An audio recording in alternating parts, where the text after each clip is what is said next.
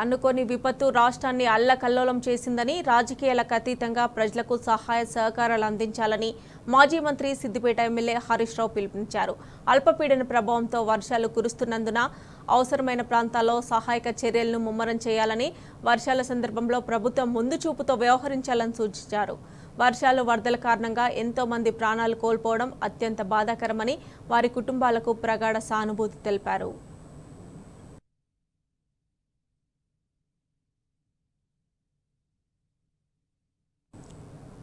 ఆపదలో ఉన్న ప్రజలకు విశ్వాసం కలిగించేలా ప్రభుత్వం యుద్ధ ప్రాతిపదికన చర్యలు చేపట్టాలని హరీష్ రావు కోరారు. తాత్కాలిక ఉపశమనం కోసం 1 లక్ష ఆర్థిక సాయం చేయడంతో పాటు విపత్తులో ప్రాణాలు కోల్పోయిన వారి కుటుంబాలకు 25 లక్షల ఎక్స్‌గ్రేషియా, గాయపడ్డ వారికి 5 లక్షల ఆర్థిక సాయం ఇవ్వాలని ప్రభుత్వానికి హరీష్ రావు విజ్ఞప్తి చేశారు.